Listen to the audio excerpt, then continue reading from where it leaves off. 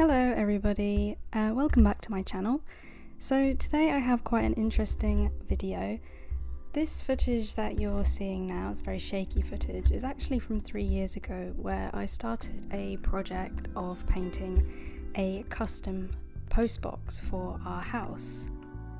So I found this footage laying about in my desktop and I thought I would just pop this video together quickly and actually finish this project off. So this is a letterbox that we bought. It was originally silver, chrome sort of finish, and we decided to spray paint it black, which is what was done here.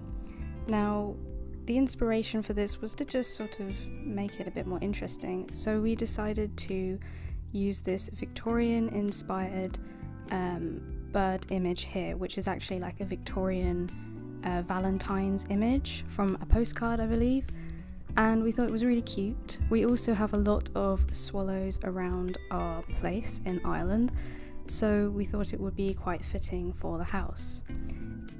Also, the colouring in it actually went with the colours of the outside of the building as well. So the first thing that I did was just sort of roughly mapped out the image on the front of the letterbox.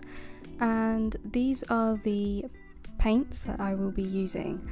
They are Rust-Oleum Painter's Touch, which I think are multi-use paints for metals, plastic, all that sort of material that's quite difficult to paint on with regular paints like acrylic. So we picked up the main colours that were in the image, which was black, a red, blue and a white.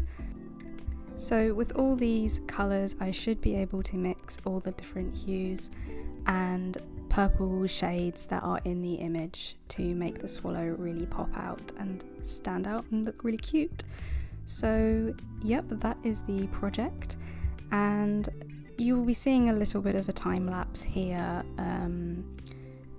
Unfortunately, I will warn you, I don't have all of the time-lapse footage. I don't know where it did get a little bit lost, I think, over the years, so I don't know what happened to it, but there is a little bit.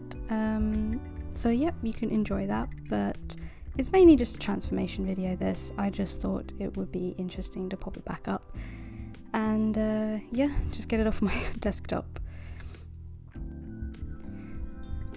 This is the paintbrush that I decided to use for this project. It's actually a nail art brush which you can buy in sets in cheap stores like Poundland or something like that, and they actually come in really handy for small detailed projects like this, and especially when you're using paints that tend to ruin brushes like these, it's good to get disposable ones, so I would recommend buying these if you're doing projects such as this.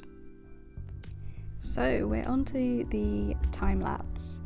Now I thought I would just explain a little bit of the process. So this paint, because we are on a black background, it took a few more coats, so especially with the white paint here that's being used. To get it really opaque, it did have to go over quite a few times, but it wasn't too bad. The mixing of the paints to get the different shades also wasn't too bad. I thought it might not be as smooth and easy to mix than, say, acrylic or watercolour paints, but it actually worked out pretty well. So my main technique was pretty much like any other painting I would do, is I started with base coat and blocked out the different shades and eventually added the lighter details on top, and then also made it more detailed towards the end. So whenever you're painting a picture, I generally just start with block colours, work my way up to the shades, blend as much as possible in the meantime, and then add details last. So as you can see, I was adding in the feathery strokes, and eventually I would add in the lighter tones and the purple tones and just make it pop. Now what did happen towards the end was that because the bird itself is black, it seemed to get a little bit lost on the postbox. So what I decided to do was just go around the whole outline of the image in a strong white outline, which made it pop a little bit more and just made the details look stronger, I felt. But you will see that in the final images. So yeah, I really enjoyed doing this project. It's so cute to see a letterbox that is, it's just fit for purpose. It isn't necessarily nice looking. So to turn something drab, make it fab, and make it beautiful is really fun and adds a lot of originality to your property. You can also personalize it to whatever you would want, whatever fits in with your style or vibe. As well as aesthetics, it's also fun for the post person to see, and I'm sure will probably be the talk of the town now with our unique postbox. Just to add in, once you have finished your desired design, make sure you do a sealing coat of a varnish or a lacquer. We used a spray clear coat just to make sure that it is waterproof and your design doesn't get scratched or disappear. So that's very important.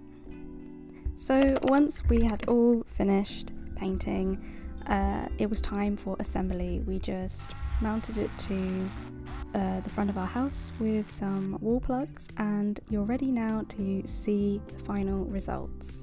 I hope you like it.